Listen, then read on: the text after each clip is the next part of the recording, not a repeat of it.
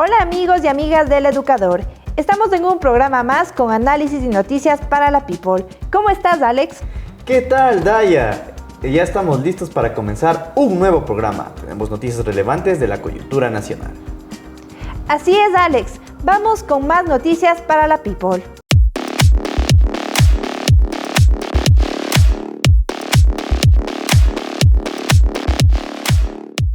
La Unión Nacional de Educadores, la FEWE, la FESE y Padres de Familia convocaron a una marcha para declarar en emergencia la educación.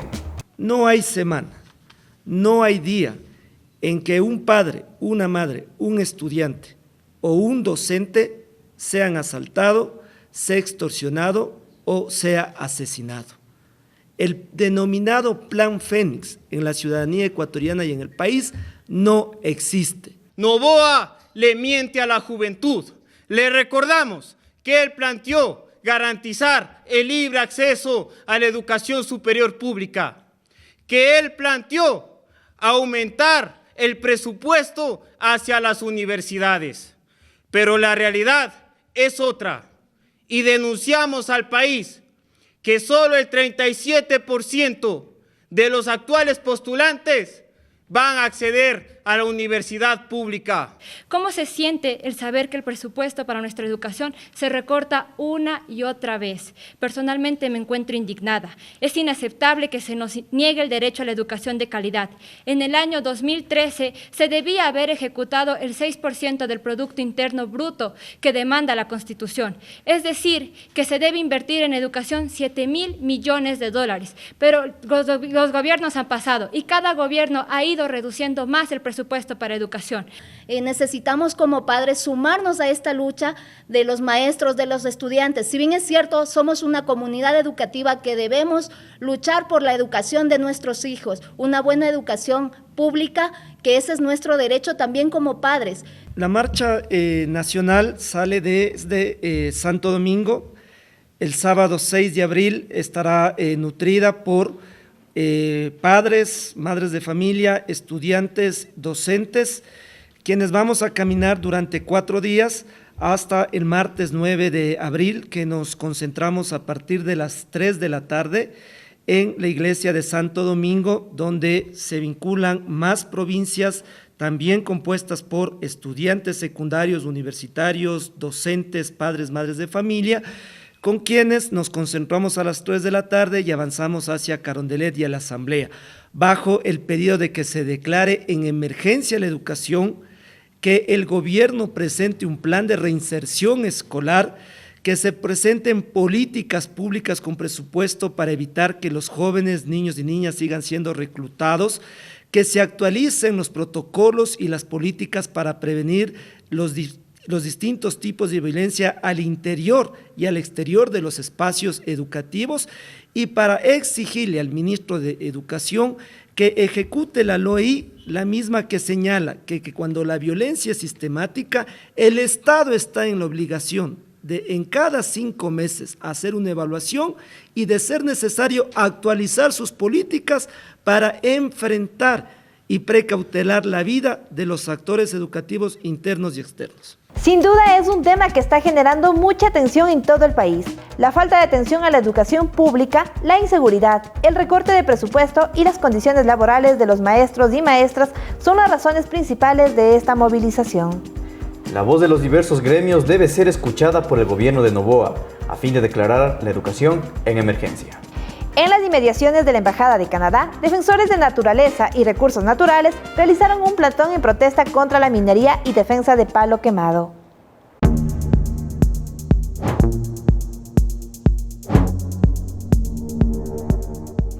El día de hoy se están desplegando en varios sitios del país acciones de solidaridad aquí en Quito frente a la Embajada canadiense, de donde viene más o menos el 30% de las concesiones mineras en el Ecuador, en un plantón de solidaridad de la violencia por la represión que está enfrentando la población de Palo Quemado, de Las Pampas, del subtrópico de Sichos en Cotopaxi.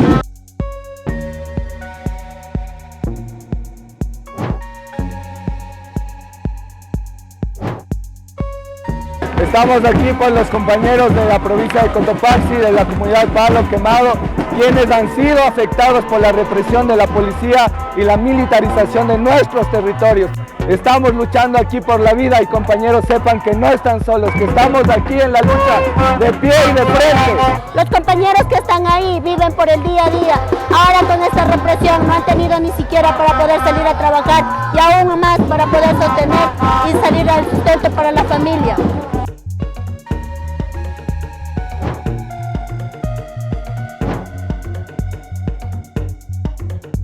A través del municipio de Sichos, 3 cosas se han pedido.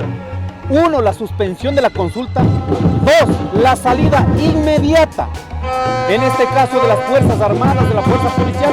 Y 3, se respeten los derechos de las comunidades asentadas. La situación en Palo Quemado, provincia de Cotopaxi, es delicada.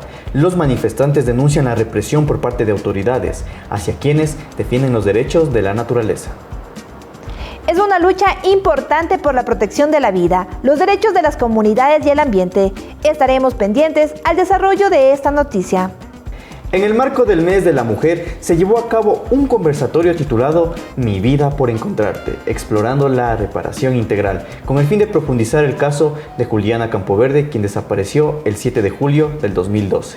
En el marco del mes de la mujer se realizó el conversatorio Mi vida por encontrarte, alcances de la reparación integral, para profundizar en el caso de Juliana Campoverde, quien desapareció el 7 de julio del 2012. En el evento se trató la parte testimonial del caso, el aspecto psicológico en familiares de personas desaparecidas y la construcción de memoriales para hacer un llamado a la concientización sobre la desaparición de personas y cómo el Estado no garantiza las rutas y protocolos frente a estas situaciones ni el acompañamiento necesario. Ya son 4.274 días que para el Estado no ha sido suficiente de darme una respuesta. Por lo tanto, el único camino que yo he visto de seguir luchando hasta que todas las medidas de reparación se cumplan a cabalidad y hasta que me entreguen a mi hija Juliana. Yo exijo y exigiré hasta los últimos días de mi vida que me devuelvan a mi hija Juliana. Pudimos conversar y recordar a Juliana, el evento de su desaparición, y también llamar a la atención del público que las medidas de reparación integral siguen sin cumplirse o se han cumplido de manera parcial, y también se ha recordado todas las diversas formas en las que se puede reparar a una víctima indirecta de una desaparición. Nosotros queremos siempre resaltar y enfocarnos en la investigación de la búsqueda del paradero de Juliana. Acogiendo justamente las palabras de doña Elizabeth, nosotros no nos vamos a cansar hasta encontrarla a Juliana. El llamado es justamente a defender el derecho de una víctima indirecta, como es doña Eli. Sin duda, la desaparición de Juliana ha dejado una marca en la conciencia colectiva. Definitivamente, es un paso importante hacia la justicia y la memoria de todas las mujeres desaparecidas. Unidad Popular presentó una demanda de inconstitucionalidad al incremento del IVA ante la Corte Constitucional. Buscamos que la Corte Constitucional eche abajo la elevación del IVA al 15%, una medida que afecta a la economía de millones de hogares ecuatorianos, que va a contraer la economía y va a aumentar la pobreza y, por supuesto, el desempleo. No ha entrado en plena vigencia la subida del IVA y ha habido una ola especulativa. Todo ha subido. Las papas, el arroz, los almuerzos, los desayunos, y el 1 de abril va a subir automáticamente la gasolina y el diésel. Cuando suben los combustibles sube absolutamente todo. Subirá la ropa, subirá las comidas preparadas, los útiles de aseo, 208 productos de la canasta básica, lo cual va a traer que las familias ecuatorianas que tienen congelado su salario, que tienen el subempleo, obviamente tengan dificultades para adquirir las necesidades básicas de la población. Va a haber una contracción económica, lo que va a provocar mayor desempleo. Nosotros vamos a insistir ante la Corte Constitucional que suspenda los efectos de esta elevación mientras resuelve el fondo de la causa. Hemos pedido medidas cautelares. Vamos a ir a la propia Corte a presentar un impulso constitucional para que se priorice el tratamiento. Mientras tanto, por supuesto, vamos a visitar los sectores sociales, los mercados, los centros de concentración, para conversar con la gente y ubicar quién es el responsable de esta medida antipopular. Estamos prestos, por supuesto, a plantearle que vienen otras medidas, como subir la gasolina, como los despidos en el sector público, los recortes presupuestarios en educación y salud, que no traen sino la catadura del Fondo Monetario Internacional y un gobierno como el de Noboa que no cumple y que le miente al Ecuador. Los valores que va a recaudar el IVA si se logra concretar esta elevación no van a servir ni para financiar los costos de la seguridad, no va a invertirse en educación y salud, simplemente van a parar para pagar la deuda externa. Estamos hablando de que las familias ecuatorianas que hoy enfrentan un costo de la canasta básica de más de $800, los ingresos promedios de los ecuatorianos nos llega a $300, por supuesto se va a empeorar las condiciones de vida. El alto costo de la alimentación, del vestido, va a golpear a millones de hogares ecuatorianos. Esta acción legal responde al reciente aumento del impuesto al valor agregado, que estará en vigencia el 1 de abril, generando preocupación entre diversos sectores de la población. El movimiento argumenta que el incremento del IVA afecta desproporcionadamente a los sectores más vulnerables de la sociedad, aumentando el costo de la vida. Ahora vamos con algo tradicional. ¿Qué tal estuvo tu fanesca, Daya? La mía estuvo exquisita, pero ¿sabías cuál es el origen de esta sopa? En Ecuador, cada año se celebra la Semana Santa, una festividad católica que siempre se acompaña con un plato conocido como fanesca. Esta comida tradicional fusiona una variedad de granos de la región andina y pescado seco. La fanesca tiene sus orígenes en la época prehispánica, durante la celebración del Mushugnina o Día del Fuego Nuevo, que marcaba el inicio de un nuevo ciclo de vida en el calendario original de los pueblos andinos, coincidiendo con el equinoccio de marzo. Durante la colonia, los españoles adoptaron símbolos indígenas y los mezclaron con sus creencias católicas, generando un sincretismo cultural y religioso. La fanesca no fue ajena a esta influencia hispánica, y en el ritual de la Semana Santa se fusionó rápidamente con los rituales indígenas de la época, convirtiéndose así en un elemento culinario de esta celebración. Sin duda, la fanesca es mucho más que una simple sopa, es un plato que une a las familias, pero a la vez es un símbolo de interculturalidad. El colectivo Seremos las Últimas realizó un plantón en las afueras del Complejo Judicial del Norte para alzar su voz en contra de la violencia sexual y apoyar a una víctima de abuso sexual perpetuada por un entrenador de gimnasio. En las inmediaciones del Complejo Judicial del Norte, el movimiento Seremos las Últimas realizó un plantón en apoyo a las víctimas de agresión sexual por parte de Alcides-P, quien tiene varias denuncias por este delito. Somos una campaña de sobrevivientes y nuestras familias conjuntamente con organizaciones feministas como Surcuna, porque estamos pidiendo justicia y reparación para quienes vivimos violencia sexual en un gimnasio cuando éramos niñas, en el gimnasio Club Ecuador por parte de Alcides-P.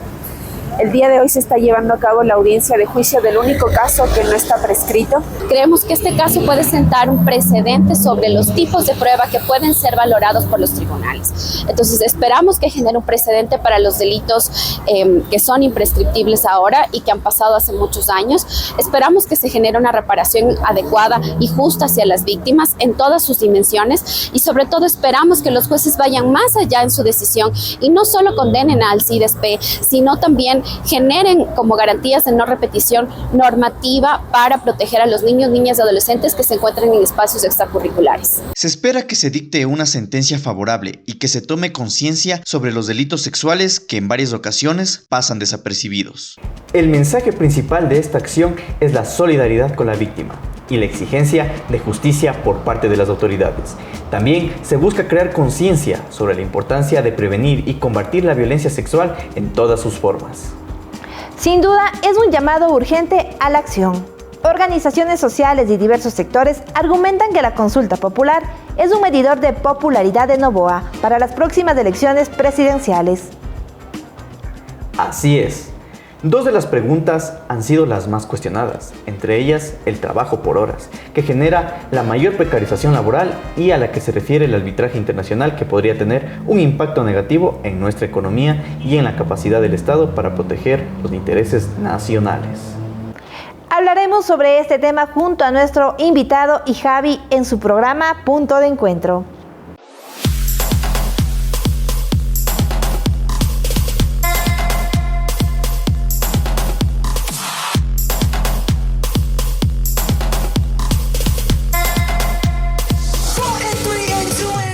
Hola amigos y amigas, Estamos aquí en un nuevo programa del Educador, en tu segmento El Punto de Encuentro. El día de hoy vamos a abordar un tema muy importante, la consulta popular y el criterio que tienen los trabajadores sobre este hecho. Para eso tenemos la presencia de nuestro querido amigo José Villavicencio, presidente del Frente Unitario de Trabajadores. ¿Cómo estás, José? Bienvenido a la Casa del Maestro. Gracias. Bueno, a Central Sindical UGT y en calidad de presidente de turno del FUD. Gracias por el espacio. José, ¿cuál es la posición que tiene el FUD con respecto de la consulta popular que se realizará este 21 de abril? Creo que me parece importante ponerle en contexto al pueblo ecuatoriano algunos aspectos para luego ir aterrizando en el tema de la consulta. El presidente acaba de cumplir 4 meses de gestión y obviamente necesitamos ver qué es lo que ha hecho y si los problemas se han resuelto. Se han aprobado 2 leyes, la famosa económica urgente que se aprobó en diciembre para resolver el tema del empleo y el tema económico, donde el gobierno dijo que iba a generar empleos y no han resuelto el problema, lo que ha servido para que el gobierno le mienta al país, que se han generado 50.000 empleos, de luego dijo 60.000, 63.000, 64.000. Sin embargo, en los hechos hay 180.000 actas de finiquito en los últimos 2 meses que reflejan una terminación de un trabajo con relación de dependencia, un trabajo estable. En el Ministerio del Trabajo están registrados 102.000 actas de finiquito. Eso obviamente obedece que las leyes que se aprobaron no sirvieron para generar empleo, sino al contrario, esta ley sirvió para condonar $2.600 millones a los grandes grupos económicos, sirvió para que se implementen las zonas francas en este país con contratos laborales especiales, que no es otra cosa que precarización, y que esas empresas que vengan a invertir no van a pagar impuesto a la renta, ¿no es cierto? Segundo, la famosa ley No Más Apagones, que sirvió para privatizar, para concesionar las empresas eléctricas de este país. Y digo esto porque ya el mensaje es en los actuales momentos que vamos a volver a los apagones. Un claro ejemplo de que las leyes no resuelven el problema y que no iban a haber más apagones, sino que lo que le interesaba al gobierno es privatizar las áreas estratégicas y que vamos a pagar los ecuatorianos más precio por tarifa eléctrica. Y un aspecto que obviamente es grave y que ya está ocurriendo por el tema de la especulación, inflación y pérdida del poder adquisitivo es el tema del IVA. Y el tema del IVA obviamente se aprobó porque está ratificado que hay un acuerdo entre el Partido Social Cristiano, la Revolución Ciudadana, ADN, Izquierda Democrática, entre otros. Le dejaron la puerta abierta para que el presidente vete con el mensaje que entre comillas no han aprobado el impuesto. Y el presidente vetó y tenemos ya el decreto firmado donde desde el 1 de abril los ecuatorianos vamos a pagar el IVA del 12 al 15%. Y obviamente eso es quitarle los alimentos diarios a esa gente que sobre todo tiene que subsistir con $80 al mes, con $40 al mes, que ni siquiera cubren el 6% del costo de la canasta básica familiar, porque el IVA tiene, la gasolina tiene IVA. Y entonces si sube la gasolina, sube todo. Entonces, obviamente, hay estos elementos y el pueblo ecuatoriano es el principal afectado. Pero claro, con el mensaje de que hay que combatir la delincuencia, el narcotráfico, el tema de la delincuencia organizada, es el momento de aprobar todo, es el mensaje. Y aparte de estas leyes que se han aprobado, van por el tema de la consulta popular, que nosotros hemos planteado que es una consulta innecesaria, inoficiosa, que no va a resolver los problemas del país. ¿Por qué? Hay 11 preguntas, de las cuales obviamente 6 son de consulta popular. Una es reforma parcial a la Constitución, que ya lo trató la Asamblea, y obviamente 4 son referéndum, enmienda a la Constitución. Si revisamos las 6 preguntas de consulta popular, todas son reformas, o gran parte, 4 de 6 reformas al Código Integral Penal. La otra tiene que ver con reformar la ley de extensión de dominio, que ya lo estaba tratando la Asamblea. Y que claro, la Asamblea lo suspendió porque dijeron, entre comillas, de que al último una bancada había ingresado 2 temas adicionales de lo que estaba previsto y que por eso no hubo consensos. No fue tanto así. El problema de fondo es que el presidente Noboa les dio la orden de que no sigan tratando eso y que lo suspendan porque le está quitando fuerza a la consulta popular. Porque claro, esas 6 preguntas, que la mayoría son reformas al Código Integral Penal y a otras leyes, si es que ganara esa consulta, luego el presidente tiene que presentar un proyecto de ley para que la Asamblea lo apruebe, para que la Asamblea lo trate. Por eso nosotros decimos que es inoficiosa y innecesaria. Lo que sí obviamente era para consulta la reforma parcial que ya trató la Asamblea y que obviamente tiene que el pueblo ecuatoriano ratificarla. Pero más allá de eso, que tiene que ver con el papel de las Fuerzas Armadas, el 158 de la Constitución en su literal tercero o inciso tercero habla específicamente cuál es el papel de las Fuerzas Armadas. Y el papel de las Fuerzas Armadas es cuidar la soberanía. Y hay que preguntarnos si es que verdaderamente han cumplido con ese elemento. Porque un exministro del gobierno de Moreno y de Lazo, el señor Carrillo, dijo que tenían identificado 34 caminos y 14 grupos económicos que estaban relacionados a actos ilícitos en este país. José, pero si esas reformas podían hacerlo desde la Asamblea, ¿qué objetivo tiene hacer una consulta? El objetivo central va por 2 aspectos. La una, el gobierno quiere una ratificación de su respaldo que se convertiría en una campaña anticipada para su reelección. Es un primer elemento. Y la otra, el problema de fondo de la consulta popular y el referéndum está en romper el candado constitucional del artículo 327 de la Constitución. Ese es el tema de fondo. El artículo 327 de la Constitución prohíbe obviamente la tercerización laboral, la intermediación, la precarización y el trabajo por horas. Y ese es el problema de fondo. Y entonces nos consulta el retorno del contrato por horas y el contrato a plazo fijo. Y que nosotros hemos condenado que la Corte Constitucional le dé paso, obviamente no en pleno, sino con 3 votos salvados, pero le dio paso, que siempre y cuando sea por primera vez no se convierte en precarización laboral. El problema está que los jóvenes, el pueblo ecuatoriano debe conocer de que esto no es nuevo. Ya se implementó en nuestro país. El contrato por horas fue aprobado en la famosa ley Trole del 2000, en el gobierno de Yamil Maguad, que terminó ese periodo Gustavo Noboa, que fue, yo diría, ejecutado con más profundidad en la época de Lucio Gutiérrez, en el gobierno de Lucio Gutiérrez, que lo terminó Palacios, y una parte el expresidente Correa, ¿no es cierto? Entonces es un contrato que ya estuvo vigente y que no ha resuelto el problema por cual nos vuelven a vender el mensaje o nos mienten a los ecuatorianos, que es para resolver el tema del empleo en este país.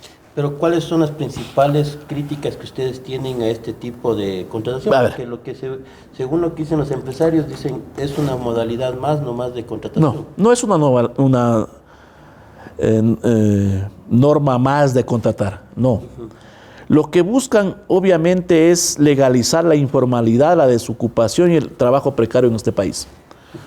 Porque como te decía, el 46-48% había el desempleo en la época del contrato por horas. No resolvió este problema, pero sí dice la historia que hubo abusos, que hubo precarización y explotación laboral. Y eso es en el fondo, legalizar la explotación laboral. Porque obviamente los dueños de los medios de producción, los dueños del capital han estado acostumbrados a seguirse beneficiando a través de una mano de obra barata y de la sola explotación laboral. Eso quieren legalizar. Entonces, no es una norma más. Está en el tema que quieren, obviamente, tener, entre comillas, formar a los trabajadores de las plataformas digitales, que no tienen ningún beneficio, que no tienen ninguna protección. Eso, entre comillas, estarían regularizando. Los otros perjudicados, obviamente, también van a ser los profesionales, médicos, enfermeras, doctores que prestan un servicio a través de la facturación. Y tercero, la gran mayoría del pueblo ecuatoriano. Pero, a ver, José, en la actualidad dicen que de los 8 millones de ecuatorianos que forman parte de la población económicamente activa, solamente el 35% tienen un empleo pleno, le llaman. y el resto estarían entre los desempleados, que son casi el 4%, y el resto estarían dentro de estas modalidades de precarización. El gobierno, según dice, esto entraría a regularizar y a normativizar de irregularidades. ¿No es así? A legalizar la precarización, la explotación laboral y la mano de obra barata y la esclavitud moderna. Eso estaría haciendo. Miren, otros ejemplos. El gobierno nos dice trabajo con derechos. ¿Qué derechos? Primero nos dice seguridad social. Y nosotros decimos, este contrato no va a tener ni siquiera el derecho a la seguridad social. ¿Por qué? Primero, el seguro social tiene una resolución que para poderte afiliar tienes que trabajar más de 4 horas. No puedes trabajar menos de 4 horas. Segundo, en la práctica, tú para que te atienda el seguro social necesitas ¿cuántos meses de aporte? 6 meses de aportes continuos. Porque no puedes hacerte entender antes. No puedes acceder a los préstamos crediticios hipotecarios. Y cuando hay un trabajo por horas, que te contratarán una semana, o 4, o 3 meses, o 4 meses, o 6 meses, no vas a tener este beneficio. Entonces nos mienten. Nos mienten también cuando nos dicen van a ganar 5,60, 7,40, 12,90. Sencillo. Si tú coges una calculadora, 4,60 dividido para 2,40, que dice la normativa hoy, te da 1,91 la hora. Le sumas a eso 24 centavos del 13º, 14º sueldo, te da 2,40. Una práctica te pagan hoy y te van a pagar. Porque cuando la ministra dijo, no, los 4,60 los vamos a dividir para 160 horas, ya salieron los empleadores y le dijeron, usted está mal. Sí, es ilegal. Y entonces ya ratificó la ministra. ¿Cierto? Entonces, 40 te van a pagar. ¿Por qué le miente el país, la ministra y el gobierno? Le suma a esos 2,40 el 25% del recargo de la hora suplementaria, el 50% de la hora nocturna de 7 a 12 de la noche, el 100% de los días de descanso obligatorio que es sábado y domingo y los días feriados, y el 100% de la jornada nocturna de 12 a 6 de la mañana. Eso no se va a dar, porque el trabajo por horas lo que te están planteando es dinamizar la jornada de trabajo. Y eso se debe entender, y los ecuatorianos deben entender que es ya no un horario de lunes a viernes, sino un horario de lunes a sábado, de martes a domingo o de lunes a domingo. Entonces, estos recargos que habla la ministra no se van a dar en la práctica porque obviamente tienes una dinamización laboral a través del contrato por horas. José, el gobierno y los empresarios han señalado que el trabajo por horas se va a asegurar los beneficios de ley, dicen ellos. En la actualidad, el INEC señala que el 76% de las personas que trabajan no reciben ni el tercero ni el cuarto. ¿Cómo ellos pretenden, hacer de que la ley garantice el contrato por horas? Ellos han planteado que obviamente van a controlar, cuando en los hechos, en la práctica, no pasa. Cuando tú hablas de esa cifra, es un ejemplo más que el ministerio que debería tutelar los derechos de las personas trabajadoras, que debería hacer las inspecciones para que esto no ocurra, pasa. Y entonces lo que estarían haciendo es legalizar un poco eso, con este tipo de contratos. Y obviamente por eso es lo que nosotros decimos que decirle no, porque además hay otras contradicciones del gobierno. Dice que es para los jóvenes, para que el joven pueda estudiar y trabajar. El problema es que en la universidad pública, tú estudias en la mañana o en la tarde o en la noche. Y no es de que tú puedes decir voy a trabajar 1 hora o 2 en la mañana o estudiar 2 horas en la mañana y volver a estudiar el resto en la tarde o en la noche. No. En la universidad pública tienes horarios determinados, mañana, tarde o noche. Entonces es falso. Pero además cuando te dice el joven va a poder determinar qué horario trabaja, es falso. ¿Quién te pone el horario? Es el empleador. Si en los actuales momentos las personas que tienen una estabilidad, que tienen nombramiento, les plantean un permiso para poder estudiar, para poder progresar, y le dicen que escoja si quiere trabajar o estudiar, entonces es falso. Pero, ¿dónde hay otra contradicción del gobierno? Cuando te dice que es para los jóvenes. Cuando hoy busca a través de una reforma al seguro social incrementarte los años de jubilación. Hoy te puedes jubilar a los 30 años de aporte con 60 de edad, 65 de edad y 15 años de aporte, o 70 años de edad con 10 años de aporte. Si te subes 5 años, serían 65, 70, 75 y en el peor de los casos 80. La pregunta es, ¿a qué momento le van a dar la oportunidad al joven para que trabaje en el sector público, tanto en las empresas como en las instituciones, si nos quieren tener de esclavos en una institución? Y hay otra contradicción aquí cuando dicen que a los 45 años ya no sirves porque no produces igual, pero te quieren jubilar con más años. Y a los jóvenes también les dicen que no les pueden contratar porque no tienen experiencia. Cuando les planteamos que la práctica preprofesional y las pasantías sean consideradas como experiencia laboral, se oponen. Entonces, en el fondo no está resolver los problemas del país. En el fondo está, obviamente, legalizar la informalidad y legalizar en este país una mano de obra barata y una esclavitud moderna que habla la Organización Internacional del Trabajo. Tú señalaste hace un rato, José, de que uno de los elementos que busca la patronal es no pagar la jubilación patronal. La jubilación patronal. Pero, ¿qué pasaría con los derechos en cambio de maternidad y de vacaciones que tendrían los trabajadores en esta modalidad?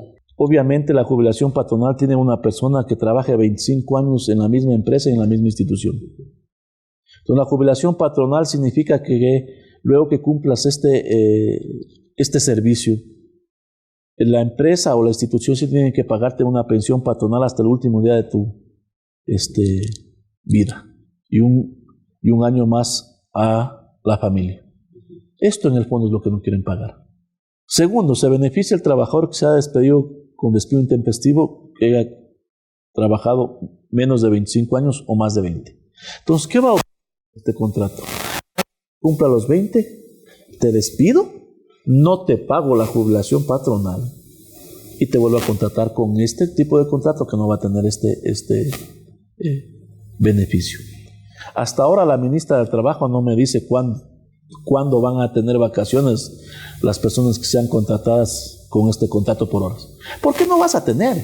Porque en los hechos, en la práctica real, en los actuales momentos, para que una persona trabajadora tenga 15 días de vacaciones, tienes que trabajar más de un año. Y como es un contrato por horas que estarás una semana, 3 semanas, 2 meses, etcétera, nunca vas a tener vacaciones. Las vacaciones las vas a tener cuando obviamente te dejen sin trabajo. Entonces, cuando te dicen es con todos los derechos adquiridos, ¿qué derechos adquiridos no los vas a tener? Vuelvo y repito, ni siquiera vas a tener atención a la seguridad social porque tienes que tener 6 meses consecutivos. Si trabajas menos, ¿qué derechos vas a tener? Ustedes, yo los he visto en algunas entrevistas que han señalado que esta contratación por horas no solo va a afectar a la gente que va a buscar empleo, sino que también afecta a la gente que está ahorita empleada. ¿Cómo afecta eso? Afecta porque antes que cumplan los 20 años te van a despedir. Te pagarán la indemnización, pero te despiden para no pagarte jubilación patronal y contratar con estos nuevos mecanismos. Entonces, ¿cómo afecta? Se aprobó en el 2021, si no me falla la memoria, la famosa ley humanitaria, producto del COVID.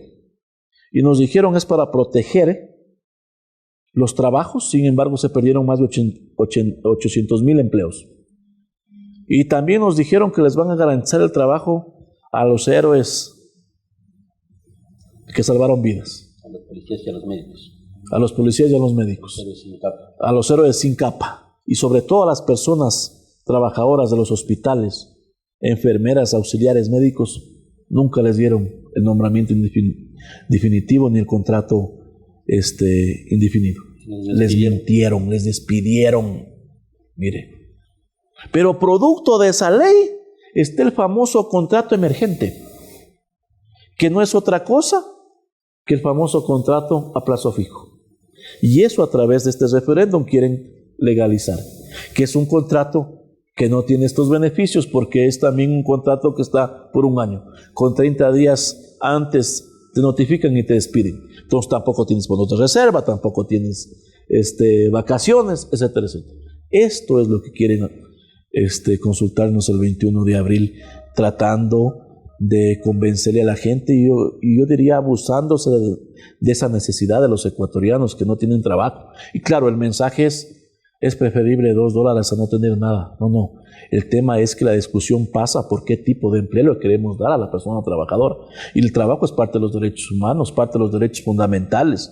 Y estas leyes tienen que ir en la progresividad de mejorar las condiciones de vida.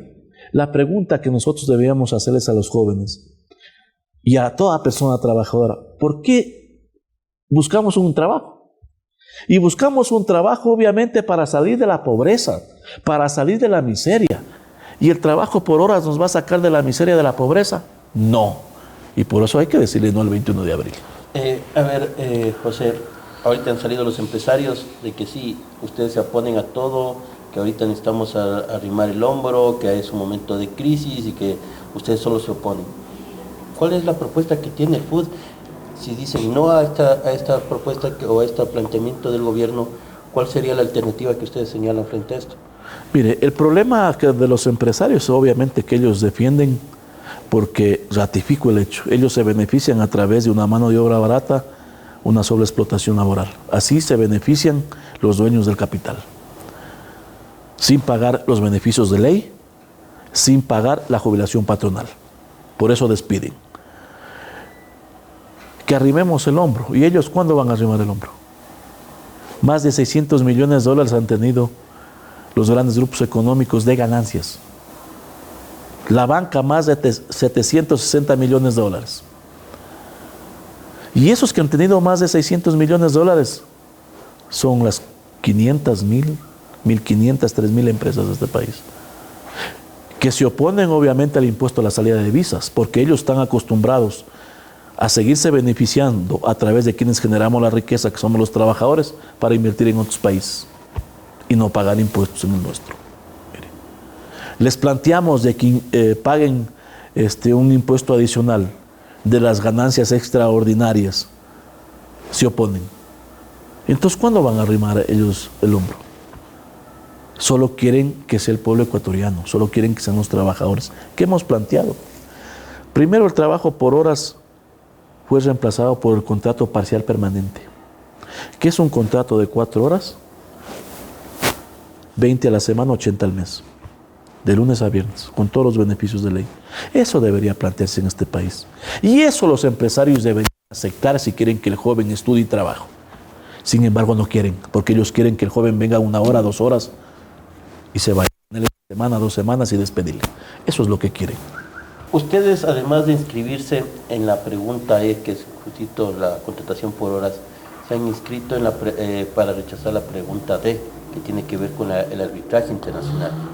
¿Por qué se oponen ustedes a esta propuesta o esta pregunta? Consideramos de que esto es una violación a la soberanía desde el ámbito político y sobre todo jurídico, porque estos juicios no se van a hacer aquí. No van a tomar en cuenta ni la normativa de nuestro país, ni siquiera los jueces, porque esto se va a hacer a nivel internacional. Y obviamente quienes te van a plantear ese juicio son las empresas multinacionales extranjeras. Pero pongamos ejemplos en la práctica. ¿Cuántos juicios el Estado ecuatoriano ha ganado? Ninguno. Y los ecuatorianos venimos pagando cantidades de dinero. Chevron, Texaco y la reciente Perenco, que tenemos que pagar los ecuatorianos $420 millones. Y que es una empresa que no paga los derechos a los trabajadores por más de 14 años. Mire, y que le planteamos al Estado ecuatoriano de que haga un cruce de cuentas, si cabe el término, que como va a pagar 420 millones, descuente las obligaciones que tiene esta empresa con los trabajadores. Y dijeron que no. Entonces venimos pagando los ecuatorianos ya por estos juicios perdidos alrededor de $1.600 millones. Y dice que está proyectado pagar más de $25 millones. Y entonces por eso nosotros decimos es un atentado a la soberanía política y sobre todo jurídica, y por eso es que estamos escritos por el no en la pregunta D y E. Ya para finalizar, José, ¿qué acciones están tomando ustedes o qué acciones van a tomar para promocionar su criterio con respecto a estos dos proyectos? Mire, primero existe un Frente Nacional por el No, donde está Unidad Popular, Pachacuti, la CONAI y otras organizaciones sociales, incluido el FUD. Segundo, yo creo que la responsabilidad es discusión en los sindicatos, en las universidades, en las comunidades, en los barrios, con los ciudadanos, porque el tiempo es corto. Y obviamente consideramos que la mayoría del pueblo ecuatoriano no conoce ni las preguntas, y no se diga los anexos. Y claro, en los anexos está la mañosería, está la trampa, porque obviamente en los anexos están los detalles, y en los detalles está el diablo. Y entonces no va a tener la ciudadanía tiempo para poder revisar. Y cuando tú vas a la urna, no te pones a leer los anexos. No hay tiempo. Entonces vas a votar, porque además necesitas ese papelito, si no te multan además. Entonces necesitamos utilizar todos los instrumentos desde la organización sindical, social, para informarle al pueblo ecuatoriano lo que significa el tema de la consulta. Así que hemos venido ya teniendo eventos en la provincia del Oro, en Cañar, en Pastaza, en diferentes provincias, y vamos a continuar obviamente esta semana. Vamos a un Consejo Nacional de nuestra Central Sindical el 5 de abril en la ciudad de Guayaquil, y vamos a continuar con los recorridos, con los debates, y obviamente informándole a los jóvenes, al pueblo ecuatoriano, el por qué debe votar el 21 de abril por el no. Bueno, muchas gracias, José. Ha sido una importante conversación con respecto de la consulta popular, de las cuales vamos a seguir profundizándole, desarrollándole. Esperamos poder que estas conversaciones nos sirvan para seguir discutiendo y consiguiendo argumentos para poder entrar a señalar o plantear con respecto a las propuestas que tienen las organizaciones sociales, sindicales y populares en esta consulta popular. Este ha sido el punto de encuentro, el único lugar donde los amigos sí podemos hablar de política, religión, economía y sociedad, con toda la libertad. Les agradecemos mucho y hasta la próxima semana. Gracias totales.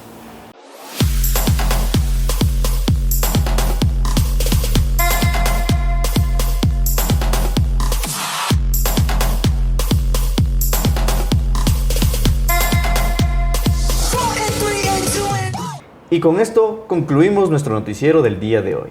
Sin antes recordarles que el educador hará la cobertura de toda la marcha que inicia el 6 de abril. Agradecemos a todos nuestros amigos y amigas por acompañarnos y mantenerse informados sobre los temas más relevantes de la actualidad. Les deseamos una excelente jornada y les invitamos a seguir sintonizando nuestra programación para más análisis y noticias para la People. Síguenos en nuestras redes sociales para no perderte de las noticias más relevantes de la coyuntura nacional. Hasta luego.